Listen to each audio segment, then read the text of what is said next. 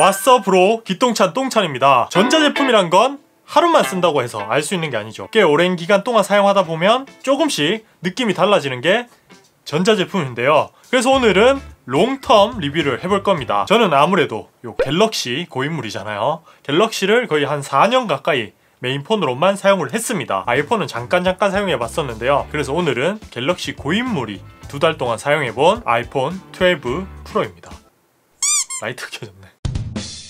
먼저 좋았던 점 3가지부터 말씀드릴게요. 일단 가장 만족하는 부분 중 하나는 디자인입니다. 사실 취향적인 부분이긴 한데 저는 분명 갤럭시보다 아이폰이 조금 더 예쁘다고 느꼈어요. 특히 이번 12는 뭔가 남성미가 뿜뿜하는 플랫한 디자인, 각진 디자인이 정말 좋았습니다. 후면 처리도 갤럭시보다 조금 더 지문이 묻어나지 않는 점도 마음에 들었고요. 사실 어떤 제품이든 제가 뭐 전자제품 꽤 많이 써봤잖아요. 뭐 옷도 그렇고 예쁘다는 건 정말 큰 장점이에요. 흔히 이런 걸 갬성이라고 하죠. 뭐 이런 분들도 있을 거예요. 뭐 전자제품에 무슨 갬성이냐, 성능이지. 근데 저는 아직 갬성이 풍부한가 봅니다. 네, 아이폰 12의 가장 만족스러운 부분 중 하나가 이 디자인이었거든요. 갬성. 두 번째 좋았던 점, 바로 이 세라믹 쉴드입니다. 새로운 글래스 커버죠. 사실 우리가 사용하는 이 스마트폰의 디스플레이는 현존하는 디스플레이 중에 최상급, 엄청 뛰어난 성능의 디스플레이입니다. 명암 비, 최대 밝기, 색 재현율 등 아마 우리 주변에서 볼 수 있는 디스플레이들 중에서는 최고의 디스플레이인데요. 실제로 TV랑 한번 비교해보세요. 정말 좋은 거예요. 근데 이렇게 좋은 디스플레이를 우리는 항상 스크래치 때문에, 파손 위험 때문에 필름이나 강화 유리 같은 걸 붙이고 다니죠. 이걸 별로 신경 안 쓰시는 분들도 물론 있겠지만 저는 테크 리뷰를 많이 하다 보니 디스플레이의 품질 이런 것들에 신경을 많이 쓰는 편이에요. 제가 사용하고 있는 이 갤럭시 S20도 필름 같은 거 붙이지 않고 사용하고 있거든요. 근데 꽤 많은 생채기가 생긴 걸 볼 수 있습니다. 그래서 많은 분들이 어쩔 수 없이 뭐 필름을 붙이게 되죠. 근데 필름이나 강화 유리 같은 걸 붙이면 터치감도 안 좋을 뿐더러 화질, 빛 반사율 이런 것들이 모두 안 좋아져요. 그러니까 한마디로 우리가 제값 주고 산 이 디스플레이를 제대로 즐길 수 없는 거죠. 근데 이번 아이폰 12의 세라믹 실드, 제가 2달 정도 단 한 번도 필름을 붙이지 않고 사용했거든요. 자세히 봐도 생활기스 하나 없어요. 뭐 수치상으로 보면 경도 7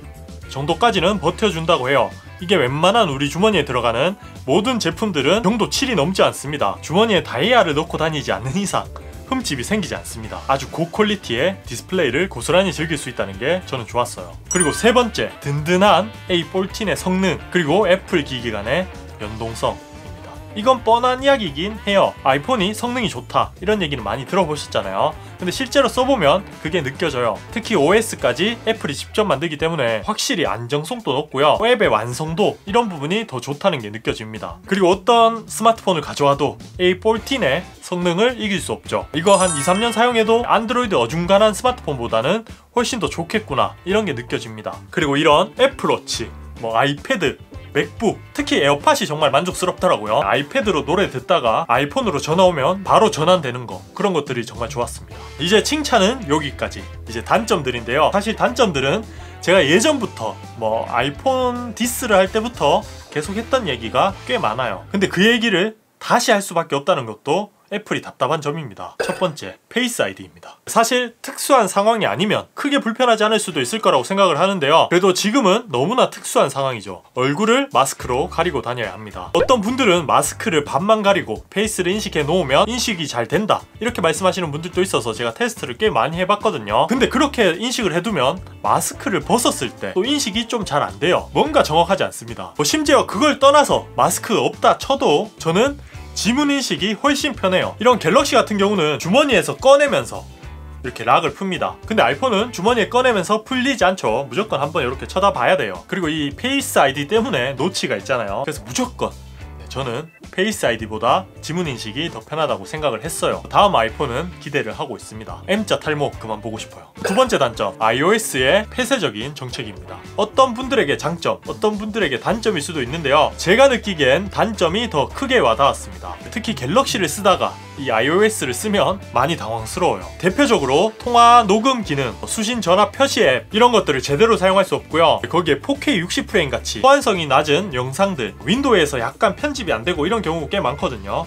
그리고 파일을 옮길 때도 약간 불안정한 게 있습니다. 그리고 안드로이드에서 조금 싸게 결제가 되는데 아이폰에서는 좀 비싸게 결제되는 그런 앱들도 꽤 많아요. 제가 지니 같은 걸 결제할 때 보면 아이폰에서 안 되는 경우도 있더라고요.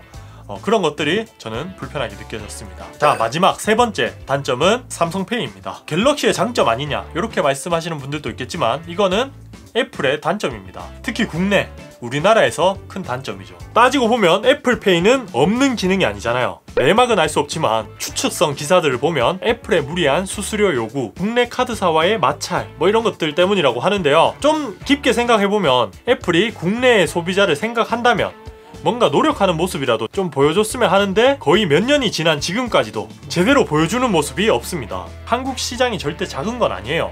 아이폰 쓰시는 분들 주변에 무조건 있잖아요. 그런데도 불구하고 우리나라를 이렇게 무시하는 거, 뭐 1차 출시국 이런 건 뭐 우리나라 제도 때문에 그런 거라고 이해가 되는데요. 우리나라를 좀 등한시하는 건 팩트인 것 같습니다. 애플페이, 뭐 애플 TV 뭐 등등 해서 우리나라에서 좀 제약적인 서비스가 꽤 많아요. 뿐만 아니죠. AS 정책도 논란이 되는 경우도 꽤 많고요.